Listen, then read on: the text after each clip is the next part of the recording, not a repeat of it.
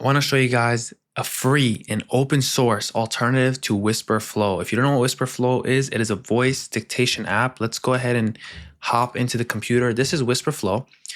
Basically, you talk to the computer, you talk with your voice, and it types it out for you. Really good. But I'm going to show you the pricing for WhisperFlow. You get 2,000 words per week on Mac or Windows, and 1,000 on iPhone, free, right? But this uses OpenWhisper models, which is you can run locally on your computer, which is actually really easy. And there's another model you can use. I'm gonna show you.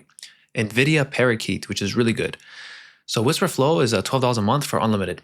But if we go to OpenWhisper, right, you just download it for either Windows, Mac, or Linux, and you have speech to text. So I'm gonna show you an example right now. I was just recording earlier, but I didn't have the desktop recorded. So I believe right now, oops. So I turned it on, it's in the bottom right corner. You can see it's working. And we're using the OpenAI Whisper large V3 Turbo quantized 8-bit. It's about 900 megabytes in size and it runs pretty quickly. There you go. You can see exactly how fast that was. Here it is in the app, settings, language models, or speech to text. Yep, I was using this model here. But now I'm gonna switch to the Parakeet model. This one's even smaller. It's from NVIDIA and it's really fast for European languages. All right, so now we're gonna go ahead and use the NVIDIA Parakeet model, which is only 700 megabytes. It's really fast, good for European languages. It's multilingual, but for the European languages, not for like Arabic or things like that.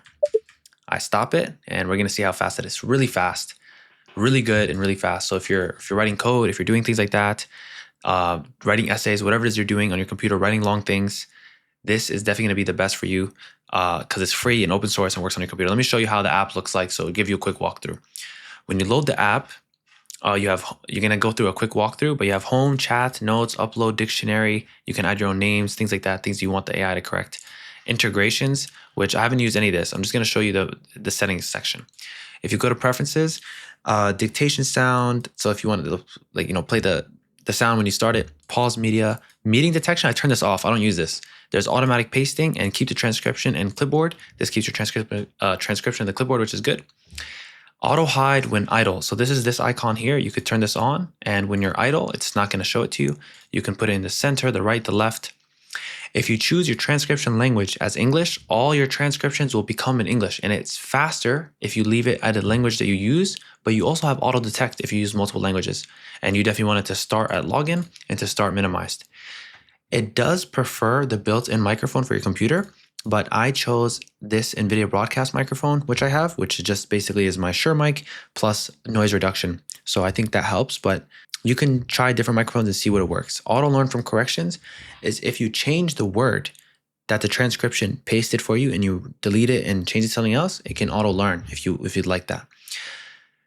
The most important part here, under speech to text, you have the cloud, which you can pay for if your computer is not fast enough. You can, if you have your own API key, you can bring that. Local means it's running on your computer, and self-hosted is like if you're running your own network model or something like that. So under local, you have NVIDIA and OpenAI. I am currently using the large V3 Turbo model, but this is not the original one that downloads in the menu. As of today, they don't have the option to download quantized models. If you want to download the quantized model, I'll leave the link below. All you have to do is scroll down here. The one that the application installs is, let me show you, model card, this one, 1.5 gigabytes, but I didn't want that one. I wanted one that's a little faster. So I downloaded this one, which is 834 megabits, large V3 Turbo quantized to 8 bits. So how do you get that into the application? It's really simple. Go to Files and Versions, go to V3 Turbo Q8 bin and download it. This is the exact file you're gonna get, but how do we put it in? We go to OpenWhisper, you go to System, you go to Open the Model Cache, and you go to Whisper Models here. And I dropped the file into here, but I renamed the file. As you can see, it's the same one, but I renamed it to this, ggml-large-v3turbo.bin. And if I open Whisper here and go to speech to text, you'll see that it is the exact same one. It says turbo, it is turbo, but it's the quantized 8-bit. If you're okay with just getting the ones here, that's totally fine. They all work just fine. And depending on your computer, you can use different models, tiny, base, small, medium, large. The NVIDIA one, I would highly recommend trying this one if you're just using English. That's basically the whole program. Home shows you previous things that you talked about, if you'd like to save that. chats if you just want to talk to the a model, which you can download, which I'm going to show you here. If you go to language models, you could do dictation cleanup. For me, it runs kind of slow. If you turn it on, it basically cleans up your dictation. If you have a fast computer or a Mac or something with a lot of VRAM, this might be good for you. For example, we have Meta Llama. This is 0.8 gigabytes. It should be fast. So let's go ahead and download that one. But you also have Gemma, Gemma 4, Gemma 3, and different size models. This is 0.81 gigabytes, Gemma 3. So that one's gonna run fast. I have a Quen one here, but it doesn't really work too great. I don't know. I just don't really like it. Let's give it a try. So now what it's gonna do, here, let's open up the notepad. I'm now giving a demonstration of our OpenWhisper transcription. And basically we're gonna have our transcription and the AI model is gonna correct it with its grammar. And we're gonna see how long that takes compared to what we were getting before. I've now stopped it, and now the AI model is going to be loaded and ran with the prompt and our transcription, which is supposed to clean up what we wrote. And we could see it's still processing. So it takes a while. I mean, it really depends up to you if you have a fast computer, if you want to do this. I'm going to go back to OpenWhisper and see. See, it didn't even get it right. I said, I can help you with that. I'll be the OpenWhisper AI model. We can go through a demonstration of our transcript. Oh, I think I made a mistake, because if we go to dictation cleanup, it thinks I'm speaking to it because I addressed it as OpenWhisper.